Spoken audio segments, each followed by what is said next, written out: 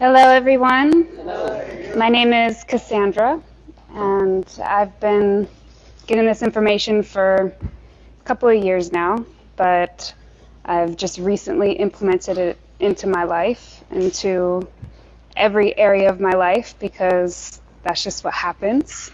When you start to get information, then it just naturally applies to everything. So I've spent actually the last month on this journey getting out here to Washington with my mother and with my grandmother. So it's been a blessing to be able to watch where I've come from, and be able to now have a different perspective and a different outlook on life, and be able to share that information with them and with the rest of my family, with anyone that I come in contact with, because that's just what happens, you know. You just live and bleed that. So I did have a little speech prepared, something that's been on my mind pretty heavy lately, which is the topic of children. And although I haven't birthed any children myself yet, I feel a sense of responsibility to every child that I come in contact with, to guide, teach, show kindness and love, and most importantly, to protect from the filth of the world that has been revealed to me. And as I mature and revert back to my original mind, as the woman God intended me to be, I not only have become disgusted with the world that I knew, but I have grown to know another world.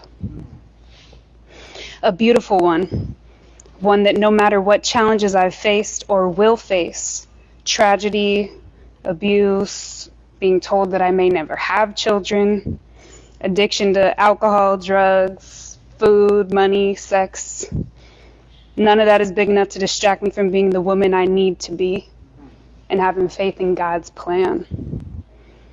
A child is under the leadership of their parents, but the sooner they learn what comes with being submitted and obedient to the Most High, they have the power to live in the world that I now do, with a calm level-headedness and undeniable power of faith, and to see the love of the Most High. I know that simply birthing a child doesn't make you a mother, just as being a male or female doesn't necessarily make you a man or a woman, which those of you who are new will eventually learn that there's much more to being a man and to being a woman, of what is expected from the Most High. And many things about my life the world may see as undesirable, but that means nothing when you know who is truly in power. For the Lord says a virtuous woman, is far more precious than jewels, and her worth is far above rubies or pearls. A woman who fears the Lord, she shall be praised. My arms extend far greater than my household, and I believe the Most High will reveal they will reach much more than I could ever imagine. Proverbs 25 says, strength and dignity are her clothing, and her position is strong and secure. And she smiles at the future. So, thank you.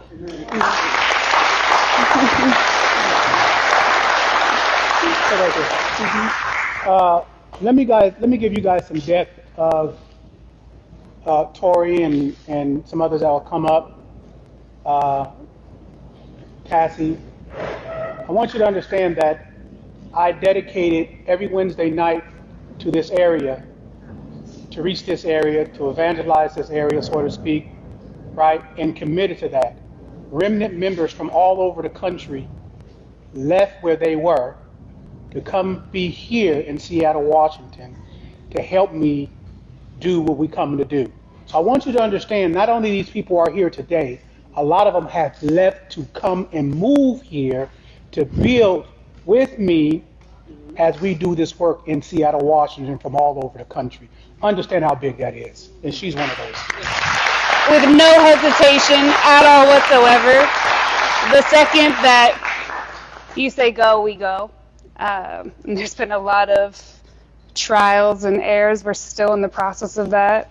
Staying in an Airbnb for 2 months until we find a place that we can settle down in. But none of that means anything when you know where you're supposed to be and you're right where you need to be.